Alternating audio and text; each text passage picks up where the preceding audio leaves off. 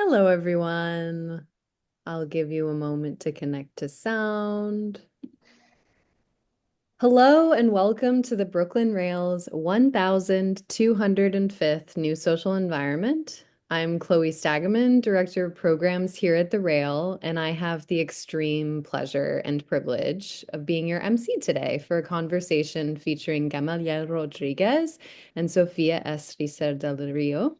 And I'll introduce today's guest and host. Born in Puerto Rico, Gamaliel Rodríguez lives and works between Cabo Rojo, Puerto Rico, and the Bronx in New York. He received his MFA from the Kent Institute of Art and Design in the United Kingdom and his BA from the Universidad del Sagrado Corazón in San Juan. He attended the Skowhegan School of Painting and Sculpture. Solo exhibitions have been presented at the Center for Maine Contemporary Art in Rockland, Mass MoCA, SCAD Museum of Art, and Museo de Arte de Puerto Rico. And our host today, Sofía S. Reeser del Rio, is a New York-based Puerto Rican curator, educator, professor, and artist whose work bridges the arts, community wellness, and education. She is the Associate Director of Programs and Curator at the Clemente, where she co-leads the Historias Initiative and co-directs Nueva York Chronicles, a platform archiving 20th century Latinx histories through multimedia storytelling. Her curatorial approach centers ecological practices, access, and reclaiming narratives, with ongoing collaborations in Puerto Rico, including with Mujer de Islas in Culebra. And now I'm going to pass it over to Sofía to get us started with immense gratitude to Sofía and to Gamaliel. Thank you, Chloe, and to the entire team at Brooklyn Rail. This is such an exciting moment to be able to have space and make time to engage in meaningful conversations with individuals that are making incredible work and moving forward work that is so reflective of our times. So I'm honored to be in conversation with Gamaliel Rodríguez, and thank you everyone for joining. I've known Gamaliel for a couple of years now, and it's been an immense pleasure to be in such proximity with your process and work. I'm calling in Thank you.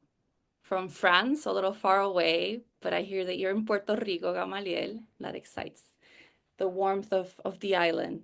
Um, Thank you all for joining. And I've spent a couple of times visiting the Luz de Alante solo exhibition at Speron Westwater Gallery, which whoever is in New York or plans on visiting, you can see the show. It's up through April 26th. And I'm really struck by the way you intertwine ecology, memory, and resilience in the show, something that I think is very present throughout your past works as well. And the landscapes feel both intimate and expansive, where there's now this charge with light and decay at the same time, and something visionary in the way those things start being woven together. Um, so I'm really excited to jump in and talk some more about how you imagine and materialize these worlds for us as we experience your practice. Um, I Yeah, I'm yeah, sorry. No, sorry, no, sorry. no. I just wanted to ask what kind of questions you're hoping viewers maybe take away from seeing La Luz de Alante and sort of what that symbolizes or means for those that are not familiarized with Well, that I phrase. mean, the name of the show is La Luz de Adelante, which is coming from a phrase called La Luz de Adelante is like alumbra, or the light ahead is like always shine first. And it's a phrase that we use here in Puerto Rico and other part of Latin America. That means that you should take advantage of the first opportunity that comes to you. As a Puerto Rican, born and raised in the island, we know, the people who born here, how important it is for us to take every opportunity. Like we are an island, we are separate from water and distance. And sometimes life put us in different places in order to move from one place to this place to Puerto Rico to the United States or Europe, etc. So this show is for me is more intimate in that regard because it's very close to where I live. All the sightseeings that you see in the show are very close, within a mile from where I live, and it kind of show that like a nostalgic idea of the decay of a U.S. Territory or colony in the island, in Puerto Rico, in the Caribbean, and how we have been transcended from time to become who we are, our culture, our music, our heritage in that regard. So, and this show is coming more from when I have the time to be here because of the pandemic. Like you cannot move, you have to stay in your home. And I started to, instead of make artworks more with a broad idea of politics and themes, I decided to make it more intimate. For example, some of the works are from my backyard. Some of the works are from my traveling to Guadeloupe, which is another interesting place because it's another island. It's a French colony, and they're having the same struggle like us as a person who live in a place that is there's a big uh, uh, organization or system or government in top of us. Same to them as well. Same culture, same everything. And this work in this particular show is very intimate. I have the opportunity to have more freedom. My work used to be more monochromatic, and now I incorporate color. I just want to have just a moment to just relax and just let the lights, the color, the place uh, transcending my own work from paper or canvas. So that is a show is more about also reflecting on how about mismanagement for economics and government decision having decayed an island that used to have a great economy since 1950s until 1990s. And then we have seen how it's been a roller coaster to go down. And now we're living in a certain uncertain times. And how can you as a person live in the Caribbean, people, whether they see that, oh, you live in paradise, but yeah, define to me what is paradise. For us, it's struggling like anyone else who live in the Caribbean or the island. So that's why I'm very glad that the Speroni Westwater gave me the great opportunity. Those works are from 2022, sorry, to now. And they have been collecting some of the works to presenting in this show. Some places are real. The majority of the works are real, but I reinterpreted more in like kind of like magical realism in a way. The notion of power from the nature, the notion of power from politics, religion, etc. The civil empowerment. But then it is incorporating also the light, like natural light, artificial light, the sense of I was checking from different sources of the natural energy that's produced by plants. And the words that you see here are more connected with palm trees, which is a kind of cliche in the art world. They make it cliche, I mean, making palm trees from obviously Caribbean or tropic, but it's not. I mean, California has palm trees too, so or Middle East. So how can we reference in the Caribbean? How can you use it and create a dialogue of a general idea Yeah. when you're living when they're living in an island? So that's what I think this show is about in a sense. I hope that people can get there and get some sort of nostalgic and same time questioning what's happening in the image in itself. How beauty and chaos, I always refer to my works, work in the same image. Um, I remember I went to New York in 2013 and everyone was doing abstract and I was only a few people were doing figurative. Now everyone's doing figurative and now it's going to, I think in New York it's coming back to abstract, but I keep doing the same feeling, the same things, but this works more intimate and very interconnected in the place that I live on. Yeah, oh my God, you touch upon so many beautiful things that I wish I could like expand upon. I'm sorry. From process to the background of the historical relevance of where you're from, the impact into the imagery of the work. But I want to talk a little bit more on your experience and opportunity to travel to Guadeloupe. I feel like that's something that you've shared has shaped a lot of these new works in relation to working also from and in Puerto Rico, Cabo Rojo specifically, and thinking about that, what draws you to connect the Trans-Caribbean links that we have. And you mentioned, the stereotypes within the art world and just the imagery of using palm trees, for example, but how they're not stereotypes. And in a conversation we had in preparation for this talk, you talked about the migration of these plants and the seeds. And I don't know if that's something that you want to elaborate Yeah. more in that in some of the findings in your research into Yeah, we have yeah, thank you. I mean, some of the palm trees I use Rostoneria boriqueña, which is our local royal palm tree. We have the cocoteras, which is basically the one that are more in the coast. It's another palm tree, and the cabash that they came here for ornamentation. They bring it here from ornamented the place and make it more beautiful. But the reality is that these plants have the ability to produce, especially the cocoteras, have the ability to produce seed, the cocoa or the coconut, to travel from to sea. It's become like a vessel.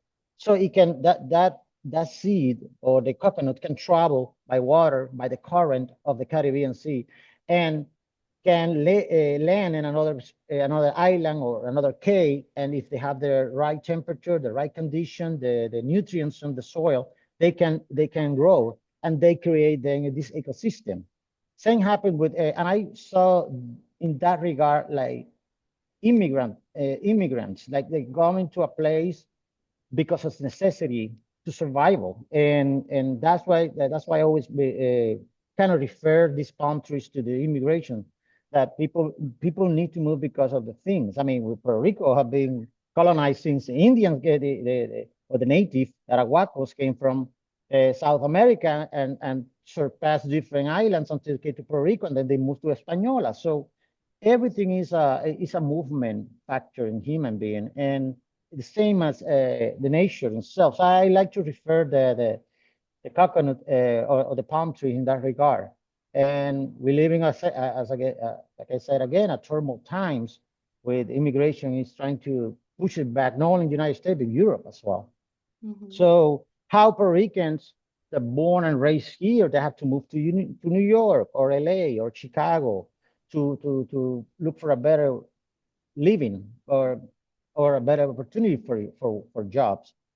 And that's something that is in our case since the beginning of the 19th century. That's always happened. So in that regard, that's why the idea of the light, the idea of make the palm trees glow, is to say there's this natural source of power in itself that have the ability to migrate and to transport the seeds everywhere else by water in this case. So that's why the idea of making them glowing, like a sanctuary, like a more like religious thing, like becoming more like a saint in that regard. And I try to obscure a little more the notion of the architectures or the human touch in that particular area or region. So that's why I use the idea of the light in the palm trees. Yeah, you talk a lot about power, and that's something that I feel you've carried throughout your entire practice. In this case, you are focalizing or making a statement with the light. There's some sort of hope, I feel, when Yeah. there's light, right? And I'm curious if you want to share more about what are those structures of power that you've been studying and that you're interested in having the viewer confront or find its way into understanding or reflecting on what are those structures that are part of our systems that we might not be fully aware or we are, and sort of like how you conceive them in your practice.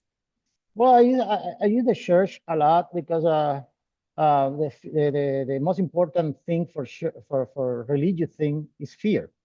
And this notion of the structure that creates this sanctuary, very overpowering buildings and structures like cathedrals, like there's nothing that you can see, but the environment of the architecture create this feeling of powering over you. And this notion of power have been studied for a while. I'm just fascinated how I mean, the powers come from different forms, like political power, religious power, military power, uh, power of communication, and etc. The knowledge is a power tool too. It could be for to help you, or it could be an against you. And that notion of power and fear, I always try to it always in the back of my mind when I do artwork, especially churches, like how the Catholic Church, for example, have been losing this ability of have more religious spread around the world. Every decade have been shrinking, and the churches have become more like relics in that regard. And that's why I look for churches that I found interesting, like this one, for example, that I'm just showing right now, is from Guadeloupe, and it's a small island in Guadeloupe, and it was made with stone from coral reef, very primitive in that regard, and is one of the first one that they did there. And I love the inside because it's a mix between church and fishermen. The fishermen always have this notion of the power of the sea, because it's, I mean, very, very dangerous, and they risk their life. They put their life online every time they go abroad. So that's why always the church, it was extremely important, or the saints, to protect them every time they go to the water. So I love this notion. This is also from Guadeloupe. Also, it's a cottage palm tree, like make it like a more sublime, like a religious thing. Like Moses found the tree glowing, and was God basically telling him the idea, the 10 commandments. So I always fascinated with how even in religion, how they use the nature as or thunderstorm as a way of overpowering the human being. And that's why I always related to church and nature at the same time. There's the similarities in that regard. It's like you will have to believe in something, because that's kind of give you kind of hope and the motivation. Like same as Puerto Rico, when they moved to the United States, I mean, say, you know what, I need to make it there. I need to go there and work hard. That's a you're empowering yourself to do it. No one's going to do it for you. So that's why the name of the La Luz de Alante, or the first light, you should take the opportunity. So also how the plants also fight for get the best sun possible. So that's another notion of empowering in the nature itself. So I was fascinated with. Yeah, my God, that church from Guadalupe that has all the corals and things, the connection of nature with faith, Yeah. or but it's just how you share that aspect of also fear as something that is so tied and intricately tied to power, but also survival, there's Yeah. something there. Um, and definitely I feel like your work and what's coming up in this conversation is so tied to like the present moment and how what we're facing today. Mhm. Unfortunately, right, with the immigrants and what others consider second-class citizens, and what that means in the production of the work that we're doing, and our relationships to home, and what we can call home. Exactly. And so that, right, and that takes me a lot to the to your decision, right? To understand what your decision coming back home, let's say, right? You've had amazing opportunities to study abroad, in London, and then you have had incredible opportunities to have your work shown and represented in different spaces, both in New York, but also Mass MoCA, CMCA, which are different spaces, right? Different scales, different environments, different from New York City. I wonder how that informs and has informed your work and the subjects in your work. Oh yeah, Hope I mean, that's for living here, we allow push you to move forward to different places. Like, for example, one of the things that I did as soon as I started my career, I was questioning myself why I need to live in the Caribbean. I don't want to live in the Caribbean because no one's gonna find me here. I thought that. I was very naive. And I decided to do a lot of residencies all over the United States. I wanted to do Skowhegan. I did McDowell. I did ISCP in Brooklyn, Bemis in Nebraska, Fountainhead in Miami. I've been done many, and all of them have been really helpful for me. I remember Skowhegan, I had the great opportunity to get the visit from Peter Doyle. I studied in south of England, not in London, but I always spent my time in London when I was there. And I had the great opportunity in 2011 to do Skowhegan. And I remember I talked to the former director, Sarah Warnett. Hey, Sarah, I need a big favor. I heard that Chris O'Feely is going to be a studio visiting here. I need to talk to him and I have to make a question to him. Very important for me. That question is life-saving for me. Say, okay, sure. I'm going to try my best to put you in the top of the list so he can talk to you. So he came with the family one weekend. He's going to do a 10 studio visit. And I was eager to talk to him, but I didn't have the chance because everyone was on top of him to making questions because, you know, famous artist.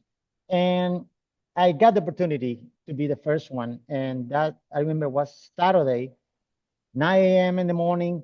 I was waiting Asians in my studio in Skowhegan. He came, and he came kind of tired because he came from Trinidad, Tobago, where he's live now, to Maine, which is far away. And he said, hey, good morning. My name is Chris O'Feely. Yeah, could you tell me about your work? I said, yeah, don't worry about my work. I don't give a damn about my work. I need to ask you a question. I saw you in London and in a club, and you were like a rock star, and you were living like a freaking life there. And he opened the eye like this, say, he know what I was saying is true. And you were representing Britain in the Venice Biennial. You have a great career as a painter. Why you decide to move from London to Trinidad? So you're moving for a big art city to a small island in the Caribbean, when I'm from a small island in the Caribbean and I want to move to our city, like London. Why you did that? And he say, wow, that's a great question. The reality is I need to look for, he told me, I need to look for a place to escape. I need to look for a place to change my work. And this was a great excuse to go to Trinidad, Tobago, because he did a residency there with Peter Doyle.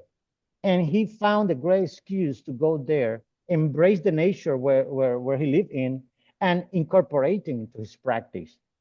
And he said, that could happen to you. When you feel in a place that everyone is pushing you to do something that you don't feel in love what you're doing no more, then you're not doing art.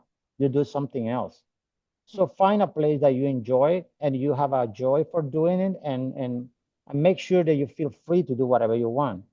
And I say, man, thank you so much for this answer. And I say, yeah, can we talk about your work now? I say, don't worry about my work, man. I have a whole life to change, whatever. But I mean, I need to make that question. And thanks to him, I decided, you know what?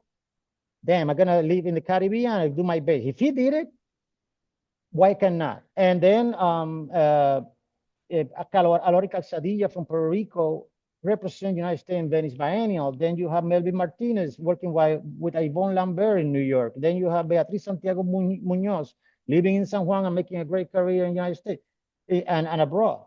So why I cannot? So that's why I jumped this leap of faith and I decided to stay in Puerto Rico. But I say, no, if I live in Puerto Rico, I need to make sure that I still have some sort of a voice in the United States. So I started doing all the residency programs, and that residency allowed me to evolve my works from ballpoint pen that was only doing drawing to one day say, you know what, I want to go back to painting and I want to do something else. And I want to incorporate it more color that I always wanted. And I realized that, well, I've been living in this place in Cabo Rojo, which is 2.5 hours from the capital city. And I never paid like a kind of homage to the place. And I wanted to do it because I know it's going to change for better or for worse. And I think that I want to take some snapshot of my life there. Like, for example, this boat, I walk every day there because I run in the natural reserve next to it. So I see this boat and the decay of this boat. This boat basically was a luxury, if I said, boat from 1980s when the middle class allowed, they could afford to have a boat and go to the beach every weekend. And now it's there with some sort of relic in front of everyone because it's a main road to passing by. And I always want to make a work from that particular image that I see every single day. And then you see the light, that you see the fire coming from the tree, and at the same time it looks like it's interconnected with the tree in itself. So it's kind of evolving. The blues, the purple smoke, more like a religious thing when they the purple smoke is coming more from Pope, and the color in itself like a royalty. So that's what this work is about, and this is basically my story of how I decided to live in Puerto Rico. And thanks to Chris O'Philly and those artists that I just mentioned, that gave me the fuel, the hope, the faith to from here do a career, which has not been easy. Incredible. Yeah, no, it's such a great. I just feel like that's so reflective of like your practice, and one that's like constantly working towards also building a community, right? You're very much someone that carves out this sense of well, you were a professor as well, right? I think there's this like Yeah, really you're a very generative person and prolific in your practice, but there's that comes out in how you're seeking for that la luz de Alante, no? And that's really powerful. My next question was about the El Camino de Combate, but you answered that with how you close this anecdote. But maybe we can move into the process, because I feel like that sort of ties into a little bit of how you work. You study hard for the things that you want, but you also have a sense of, or you've shared that there's a lot of intuitiveness in your process, your running, and how running has been affecting your what you're interested in capturing, and like this sense of loss and belonging and nostalgia. There's a moment of meditation, and I wonder, like, is the way in which you approach your work is one that's similar, as a runner myself, that I'm like looking up to you as a runner, which, by the way, if anybody needs a lot of like tips about marathon running, etc., Gamaliel's the person to go to. And it's, I'm not talking about running, right? It's sort of like really about life. It's really about the work. So yeah, you mentioned, for example, that you don't really sketch. You go directly into the big, large piece of paper, canvas. So I'm wondering, if you want to elaborate more on that, that'd be sure. pretty fantastic. Yeah, I just want to be an elite artist, not an elite runner, because it could take the time. But running for me is being amazing because it's a great decompress from everything. It's the best drug that you can make it naturally. I mean, I'm not a drug user, but I mean, running is addictive in a way that I run the same way that I brush my teeth. I have to do it every day. And because I've been running many miles from the area that I live, I run and I see something. I love the place. I come the next day, same hour, hopefully with the same light, and I take picture. And from that picture, I then come back to my studio. I have an old overhead projector, classic old one with film, and I project it. But once I have the image, I make some lines to have an idea, and then I can make my own world there. I don't do preparatory drawings. I don't do sketching. I don't do anything. I just basically work directly. Sometimes I am the mirror of the process. I don't like the view. I don't like the way it look. It doesn't tell me anything. I destroy. I put a new piece of paper or canvas, and I take another picture when I run the next day another place. Because you have to run in different areas. You have different senses. And I'm looking for these industrial areas were very important. In Puerto Rico in 1950, there was Operation Bootstrap. The whole idea was to bring industries from the United States, pharmacies from the United States to Puerto Rico because the cheap labor was cheaper. And that's why they bring all these fabrics, industrial complex. And those places that right now are in ruins. And that's why I always fascinated with the idea of this structure that they are not like, there's no beauty in it. There's more functional things. So I basically decided to take pictures, and from that picture, I just invented my own world. If you see the light, you don't know the light is day or night. The whole idea of there's a chaos, something that is destroying, but at the same time, kind of beauty in a way. When you see a palm tree with fire, there's something really wrong because how the fire got there in the first place. It could be a lightning bolt. It could be what happened in California, sadly. I mean, there's something, it could be human made too. That element of smoke also is relevant in my practice too. You see smoke, you see fear. I mean, that's the first reaction. You get the attention because it's very primitive in our brain, like that reaction when you do like this, so you see it's gonna be hit.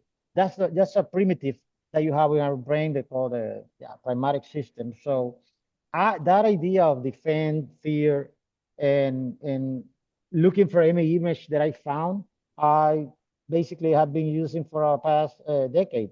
Now, this is my backyard, by the way. It doesn't look like that, but I grow my own heirloom banana trees from the island, and they have been collected them. Um, they actually, these heirloom bananas, bananas and breadfruit, they were bringing to Puerto Rico to feed slaves. So that's one of the reality. I was a big, then became like a commerce with the bananas exporting, but now we have to import even our own the bananas, which is crazy. Puerto Rico is only producing less than 50% of our food. What happens if we don't have these boats or vessels that bring the food to us? That's going to be devastating. So that's all the question that I do in this kind of work and the practice. Every time that I see something that I spark my mind, I took a picture of it and then reinterpreted it, make it more kind of ghostly or more nature attacking the area, or reclaim the area it used to be. So that's what you see in front of it. This one is more like a fungus attacking or another dangerous species attacking the plant. And this is something that our culture, in that regard, the banana tree look more our culture have been vanishing or eaten by other cultures. Like we have been losing our history. This is important to keep it. That's when I went to Guadeloupe, I got fascinated that they have the same struggle like us. They are second-class citizen French people. We are second-class American people. Like you can serve in the military here and die in Iraq or Afghanistan, but you are not allowed to vote for the president or the Congress. I think it's unfair. I mean, if we can die for the country, we can vote for the president, so we can select the right president to the United States. So that this idea of second-class citizen, I got really so amazed. I always wanted to go to the West Indies or the small Antilles to see how they live there, how they're struggling in the same way. And I got surprised that the same like us. They're almost the same music, almost the same culture, obviously different language. They speak French, but it's the same. They're still striving every day to keep the culture and the heritage. I saw the carnival like a couple weeks ago, like a month ago, and I was overwhelmed how they do it and how they dance. And oh my God, it's so reminds of Puerto Rico as well. So that vibrance, I try to absorb it and then come back here with energy to produce more work. And that's what I've been done so far. Amazing. How long was your residency research with Guadalupe? I've been traveling back and forward and like 4 times already, and really enjoy. I want to go to another islands as well to see. I want to go to U.S. Virgin Island. How they manage to do there. How being a second-class citizen as well. To see the same, to see ourselves in the same situation in a different place. Yeah, for sure. Your landscapes definitely feel, well, almost feel like archives of a history, archive of the Caribbean landscape, but the sort of hidden and narratives are being reconsidered. They're sort of like embedded in like the work. And I feel like, or I want to ask you if you see nature in in these landscapes of Puerto Rico as witness or survivors or something entirely different for you. Like what is, yeah, what, how does nature? Well, nature is very interesting. Like, for example, during the pandemic, when people were in their homes, you see for the first time in many years, the water in Venice canals, they become clear. And you can see places like you cannot see with the eye seen before, like mountains and stuff. Nature Mhm. will always look for survive. I have a That's why I have one painting there. It's called The Great Survivor because of that. I have an anecdote of that particular Caribbean almond tree that I have in my backyard, and Yeah. they always look for survival. For me, uh, nature is becoming like a reminiscence of something else. For example, I went to the natural reserve in Guadeloupe. It's a small island, beautiful island, protected by the French government, and they say that they have the most important coral reef there, so people can still see it. When I did snorkeling, I got surprised that only 10% of the actual coral reef were alive. Same Mm. happened in Puerto Rico as well. I used to, maybe 20 years ago, I used to do snorkeling in in mm, in Rincon in Puerto Rico, and I could see these beautiful moose uh, Oh yeah. horns, coral reef, and now you only see 10% of it. They're dying, they're dead already. And I encourage people, if you have the opportunity to see a coral reef, go now and see it with your own eyes, because I'm pretty sure in 20 years, they're not going to be alive. I'm so sorry to say this, but the problem is the rising temperature have been eroding all this coral reef from the Caribbean Sea to different islands. And you can see by yourself. Also, a lot of jellyfish that never happened before because of the rising temperature. So in one way, the nature is basically telling us the result what will happen. And this is not coming from 1980s. I mean, this coming from Industrial Revolution. I mean, it's way before that. What we're seeing now is what happened 100 years ago. Hmm. So it's something that the nature is the human always evolving into the nature, not so time in a good way. And that for me, when I see ruins like this one, like this church, by the way, this church is from 1930, and is in inside or a Jewish penitentiary, which is in ruins right now in where I live. And I got amazed about this church, how faith in the most dangerous place, like a penitentiary, youth penitentiary, it could give you hope in that regard. And it's covered by trees. So I make it this one with that it look like it's look like night, look like a day. So more like a magical surrealism from Gabriel Garcia Marquez. Right? And then, I mean, it's just such a beautiful architecture in the middle of nowhere. Like it's Mm. giving hope from, it's like if you go, for example, you go to a place that is completely about nature, you feel amazed how beautiful the place is. And sometimes the architecture ruins that. But this one coincides like a religious thing, like a like a ruin, like a relic in the middle of in a place that it was really hard to live as a in a former correctional. Mm. So that's why I think that the nature in my works are more capturing the decay.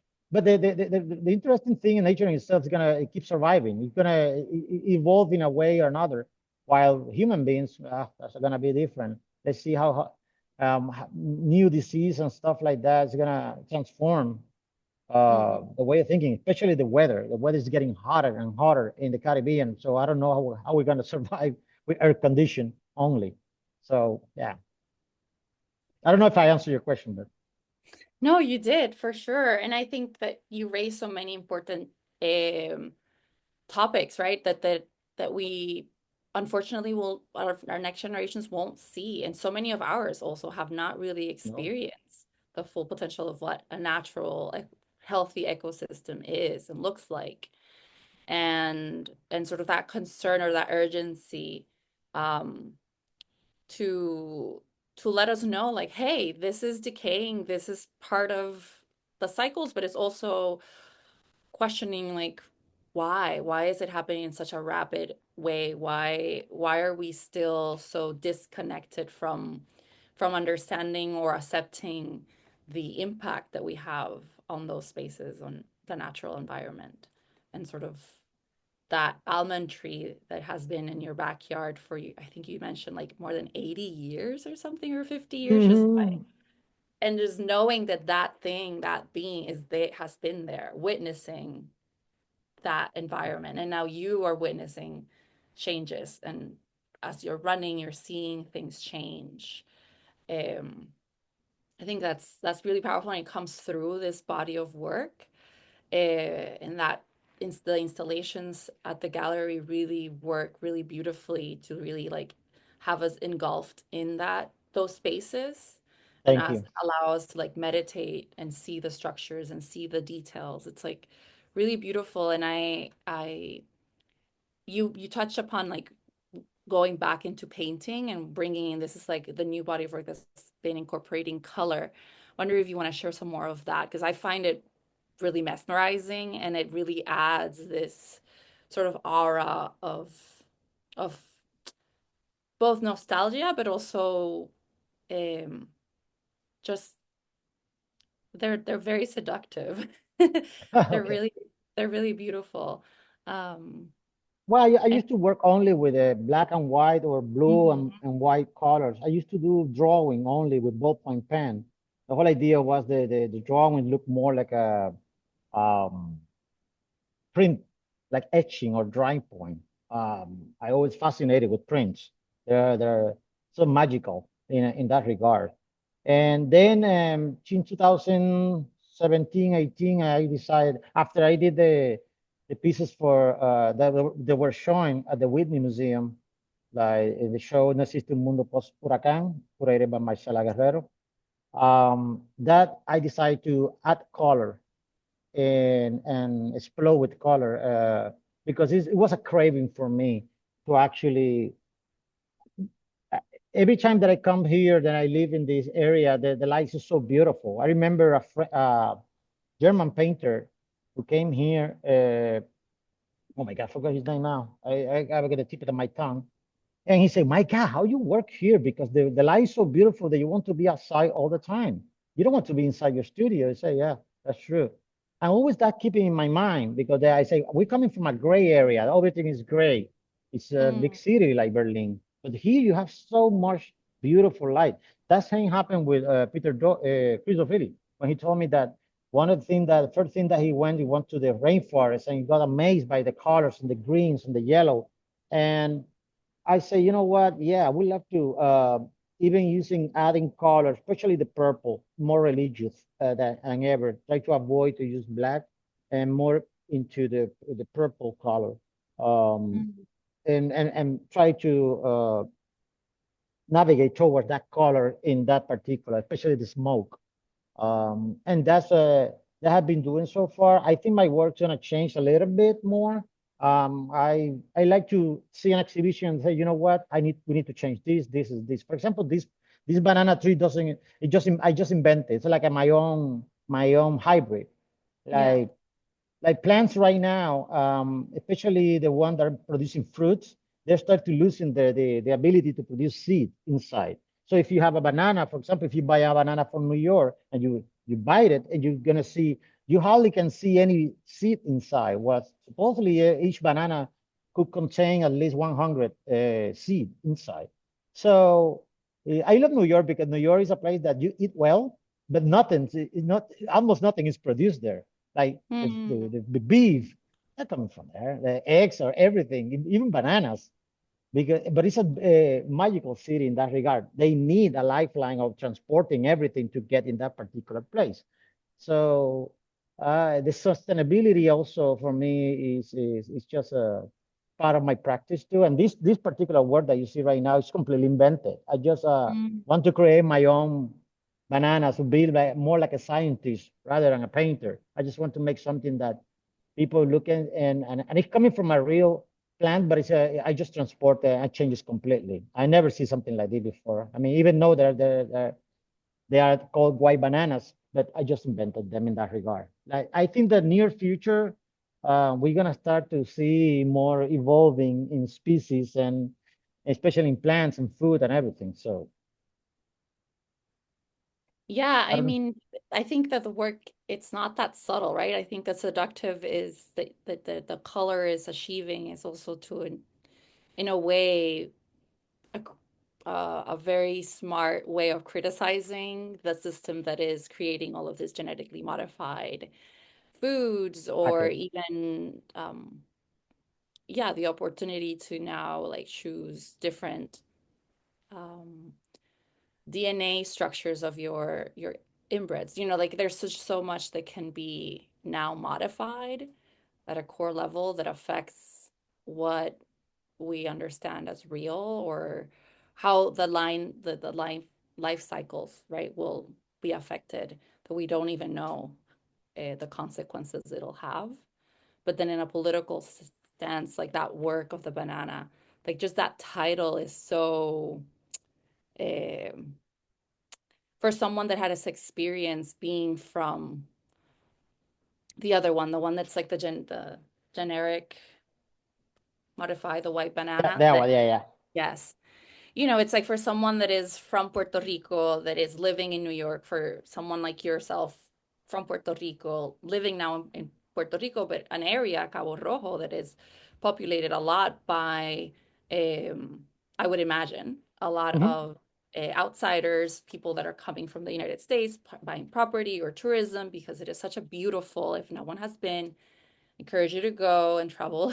But it's really beautiful, and but it is in this contested and intense space where I feel like that work really like embodies the Caribbean's reality, you know, like where Yeah, we are right now.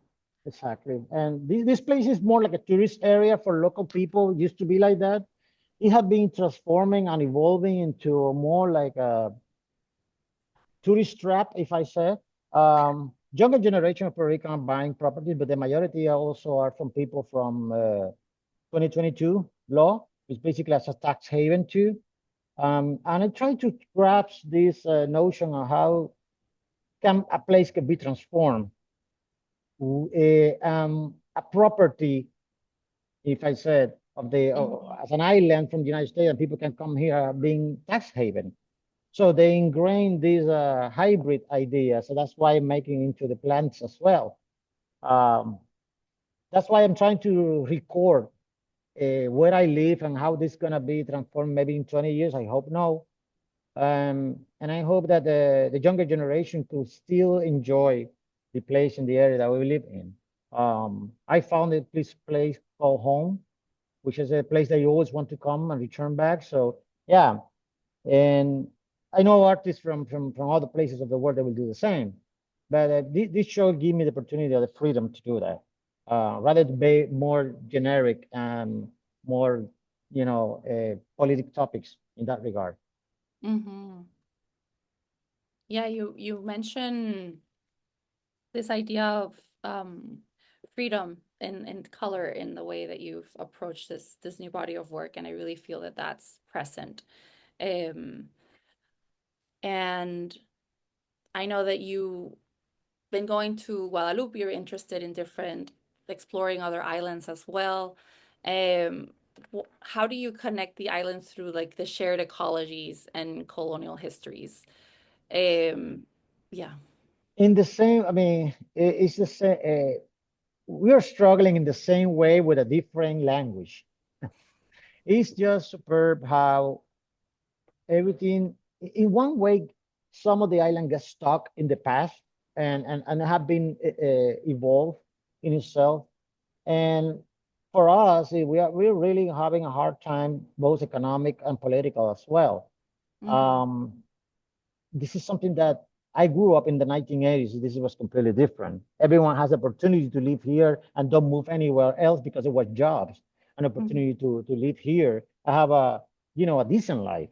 But now the middle class is almost disappearing. But it's also disappearing in the small islands as well. People have to migrate, have to move. Um, because there's no job opportunity, even though you have now more technology to work from outside, like we did during the pandemic. But now they always have the same situation. Some people can afford to move, some people can't. And that, especially in Guadeloupe, going back, the same. I mean, even though they can go and live in France, they're not considered French people. It's the same like when as a Puerto Rican, we moved to the United States, even though we are U.S. citizens, they don't see us like a U.S. citizen. They see you like a Latino. Like so we doesn't belong to that place. But then when people in the Caribbean look at us, they say, no, you're not Latino, you're American. You're American because you're a U.S. citizen. So it's this debate we are. That happened to me when I was in England, that I want to apply for a grant. Say, no, you cannot apply because you're not Caribbean. Technically, you're not Caribbean. Say, how no? Look at me. Look at my brown skin, man. I mean, I'm born and raised in the island. What are you talking about? Say, no, but US is citizen. And this is it's only to apply for the Caribbean people. Say, what the hell? So could you define better what is Caribbean? Talking about ideological, political, with the passport. What is say your passport? You say, wow. So I couldn't apply for that grant. So that's the reality that we're facing. And I know that happened to that in Guadeloupe as well, and Martinique as well. So it's very, they struggling in the same way like us with different language. And how about the ecologically wise, like the land, the access to land, nature? Well, more land is become more like a luxury thing, rather than land used to be for growing stuff, or for to have a piece of land so you can grow your stuff and live there. Everything is more like a commodity right now. Everything is getting more expensive. Everything's becoming more and selling more like a luxury.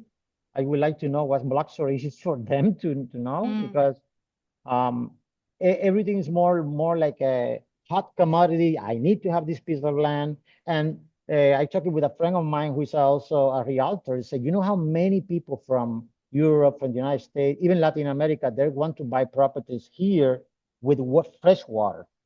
One of the great things about Puerto Rico is like thanks to the independent movement, they fought for the natural resources in the island to avoid to do mine, to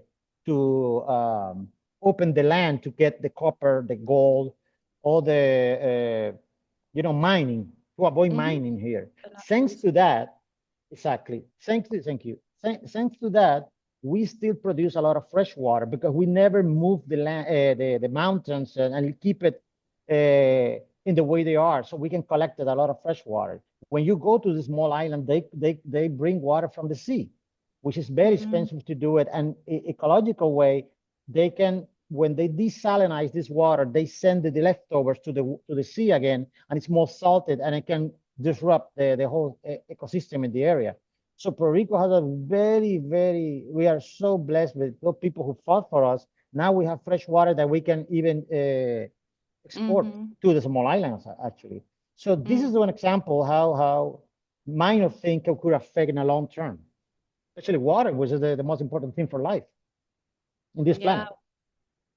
Know the importance of past generations, how they're fighting for, advocated for the protection of the natural resources and different things that have affected us positively within the whole more complicated history and current state, right, of our natural landscapes. But how important it is, I would say that's like a call to action that you have, right, for our generations and the next ones to come, to just also be as vocal as possible in that regards. And I feel like you show a lot of man-made structures, objects being overtaken or abandoned by nature, almost like the land is reclaiming itself.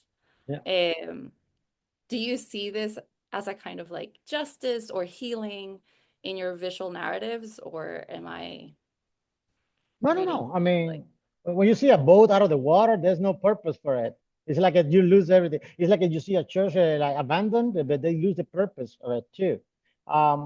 I just, it for me, like a kind of sadness, see the decay of a generation that I saw it when I grew up, and that's happening everywhere. Like now people are moving towards more big cities because necessity of the job, the communication. People who live in Midwest United States, they have to move for a better opportunity to work. People from Europe as well. So, and we don't have a third world war, thanks a lot. I mean, but I cannot imagine in the Second World War when people had to move from Europe to the United States because of there was no option. Um, but if some, thanks a lot, I have this blessed. If I said I can travel back and forward from New York to Puerto Rico, but for how long am I going to do that? I mean, maybe I have to stay in New York for a while to work, or I hope I can stay here still traveling because Yeah. it's cheaper and I feel more comfortable to work here. But every time that I come here, they see some more towns getting ruins, and at the same time see an overload of progress in another chunk of the island too. Mhm. So like I said, the land is becoming more like a luxury for betting or gambling rather than something that more nationalistic in that regard. Yeah, yeah. Oh my God. Is there anything else particularly or work that you want us to discuss in detail from this Oh, show? I don't know. I And think yeah. Sorry. no, no, keep. No, it's okay. I mean, I think I covered so far the works, and I hope people can come and see it and enjoy it. It's such a beautiful place as well. The Speroni was water building. It's just It's gorgeous with natural stunning. source of light. And Those curved walls really help like think about the flow or the exhibition. of the exhibition. And Yes. I let them to decide which work. I'm very bad on curating my own work. I just like to work and that's it. And I have an idea. Every work have an idea behind, have a story behind it. So that's Yeah. why it's like a storytelling, but more like a magical surrealism in my own way, if I say. 100%. I can see that.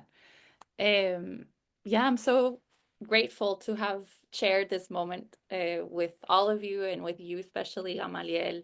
I admire your work, your research behind the work that you're doing and how poetic the work is. And yeah, I encourage everybody to go visit. If you haven't done so yet, you still have chance to see the exhibition La Luz de Alante at Perón West Water before it closes, April 26th in New York City.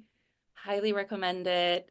Um, and yes, I'm just really, really excited that we were able to have this conversation and to hear the audience questions if there's any, but yeah, thank you, Gamaliel.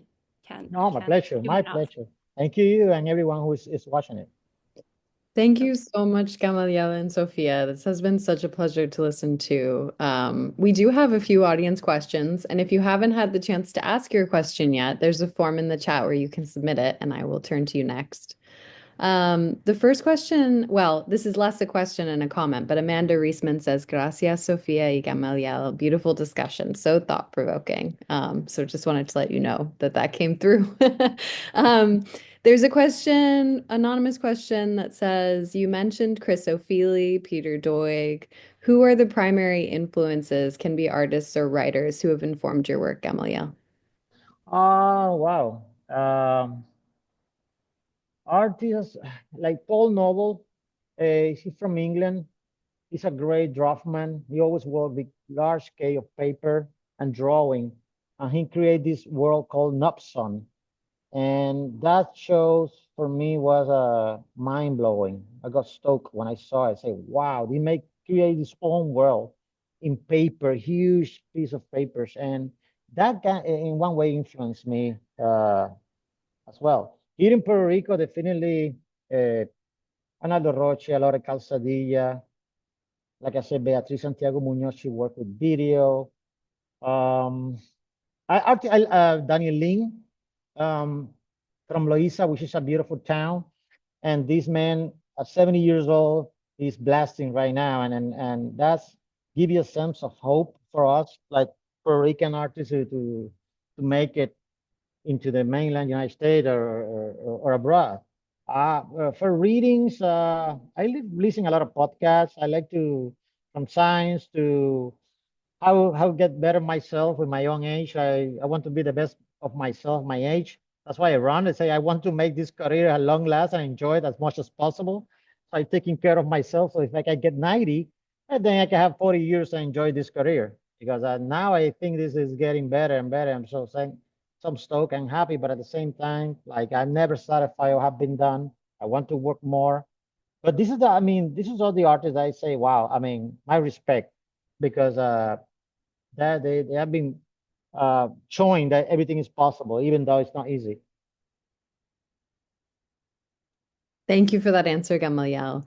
The next question is, in addition to the dreamlike application of color in your work and its accompanying sense of nostalgia, the paintings don't always present everything in full focus.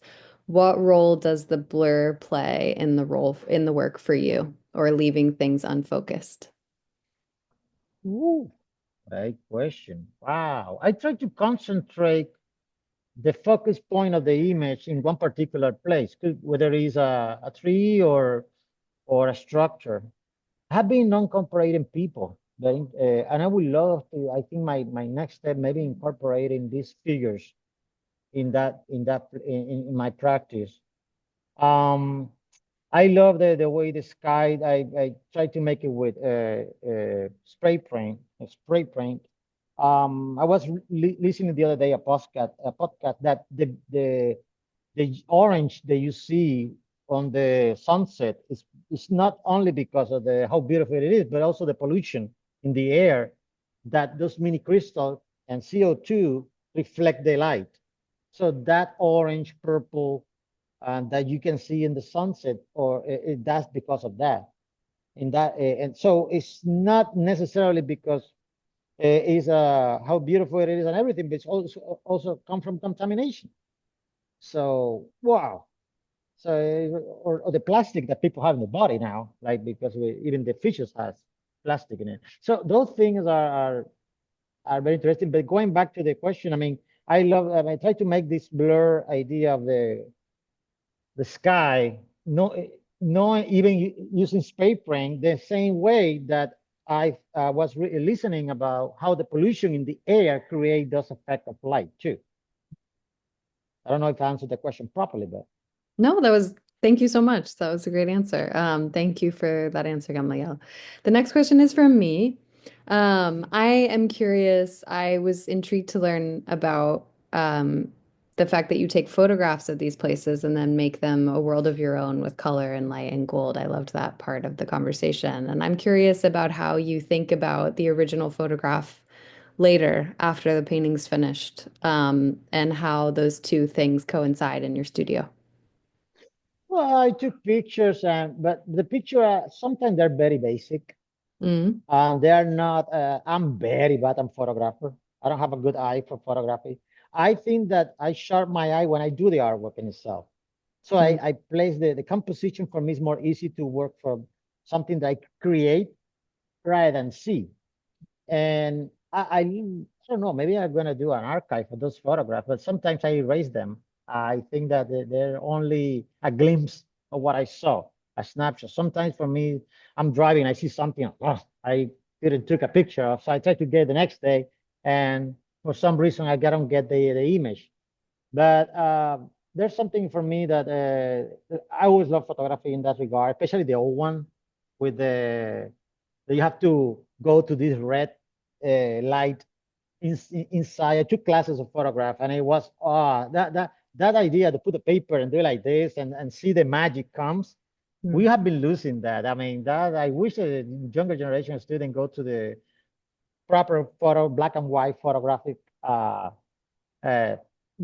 laboratory, and you can smell even the chemicals and stuff. That was a blast when I did it in my university. And we will be losing that. Everything is so instant now. Um, I don't know. There's gonna be a gap. I mean, I would take it like I told to Sofia. Every time that I go to Chelsea and go to the galleries, everyone that I see next to me, we have white hair, whether it's in the head or in the face. And what happened with the younger generation? I think there's going to be a big gap between 20 years, I think. I hope no.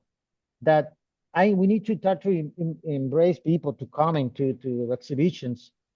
And it's free. I mean, you can go to Chelsea and see all the exhibition. Obviously, you have to be in New York to do that. But what happened with the younger generation? Are they going to be only watching stuff on Instagram, or you can see something live, unique, and a human touch that I think we have been losing. I hope no.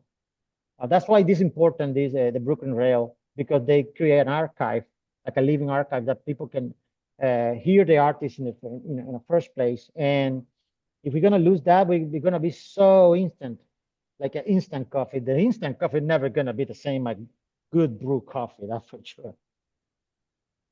Thank you, Gamaliel, for that answer. The last question today is going to be from Fong. Fong, I'll give you the microphone. Thank you so much. Brilliant conversation. I heard the whole thing. Thank you, Sophia. Thank you, Gabrielle. I mean, I love the work. I know the work quite well. And I want to ask one technical question. Sure. Just because the way the fluidity of how the image is formed, how it's painted and made, once latent and then became visible for sure. And I remember talking to a friend not long ago about Sigma Polka. You know how early on in his career he made films, and he was also a terrific photographer. So I was thinking about the silver highlight crystal and the light sensitive motion in photography and film. Definitely fed the way how he made his oil later, for sure. And I was thinking to get that fluidity, either in canvas or paper, and I can't remember, I mean, I can see how Julian Schnabel also took that similar process, alchemical process from Poke, and in particular his use of purple, which is so much similar to your use of purple. So my question is that you know, Poke took a lot of hallucinogenic mushroom peyote and all kind of other form of drugs, but you already answered that. You run in order to overcome that whatever that is that impulse. Wow. We occasionally give in, but how do you wet the paper? Do you wet the canvas before the pigment is poured on? No, actually, great question. No, basically the paper that I use is watercolor paper, 140 grams from Arches. I diluted the ink and acrylic, and as you know, you make a line or a brush in a paper and stay there. So that is like playing a chess game every time that I work. Because I don't do preparatory drawings for that reason, because I want to enjoy the magic, what is happening when I do it. On Canvas, that's the problem that I have, because I love the way the light transcends from paper.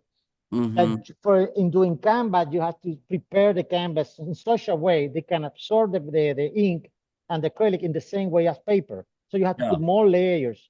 And sometimes you can make it, and sometimes you can. So that magic between the two mediums I love a lot. And also dopamine are produced by running, and it's the best dopamine that you can produce because it's produced by your own body. So every time that I'm running, I'm in the hype. So in a way, you are doping. When you are 2 miles running, you are doping. So you start to see light and colors, and that's why I take a picture. I remember the place, the kilometer. I go back with my car and take a picture. So and I try to do it at the same time, at the same day that I did it, so I can try to get at least the amount of light that I saw at that particular. So people ask me, for example, I ran the Chicago Marathon and I did 26 miles. And I remember that I was running next to the, Chicago in the middle downtown.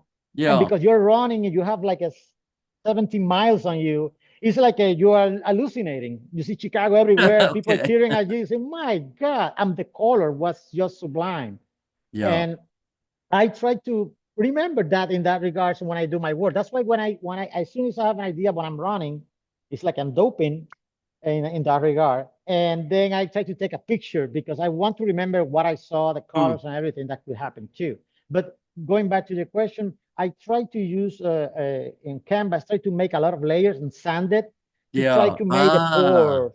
To I try to see. make to try to create pores in the acrylic gesso so Yeah. they can absorb in the same way Yes. as paper.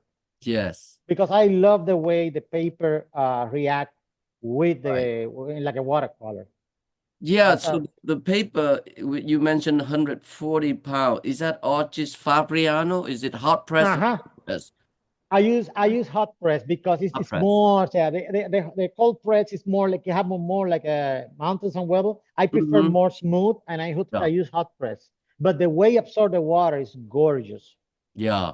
You know, I once remember talking to Ron Gorchov from the very beginning, maybe around 2005 or so.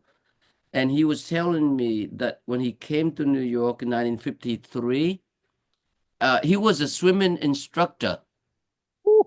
You know, so it's interesting to think about you being a runner that have relationship directly into the way the fluidity of the image is made. His came from swimming.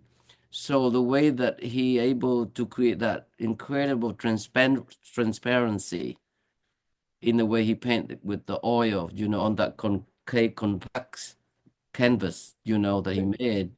It's so interesting that to see how that directly transcend into Oh the yeah. physical, you know, application of the work and you being the painter with your hand.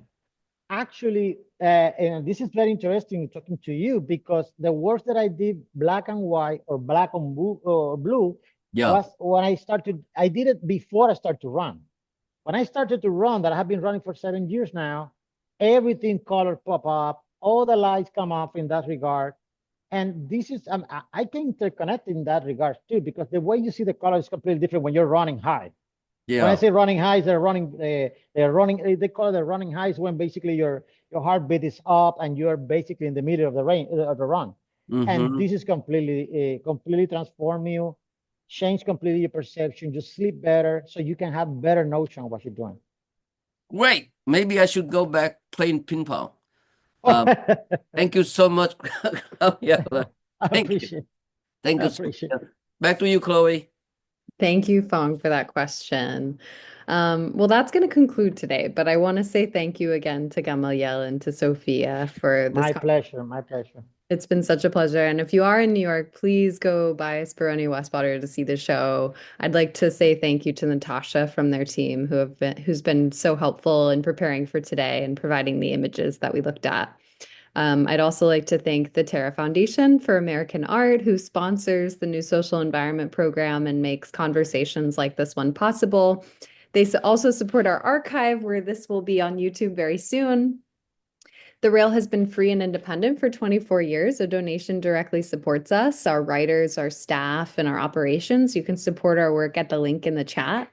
And if you're free on Monday at 1 p.m., join us for a conversation and ode to Jack Whitten on the occasion of Jack Whitten, the Messenger at MoMA, featuring Michelle Kuo, David Reed, Sampara Aranke, Adam Pendleton, and Mark Godfrey, hosted by Richard Schiff. And now you all can turn on your microphones and say hello and goodbye as you leave. Thank you so, so much for joining us today, and take care, everybody.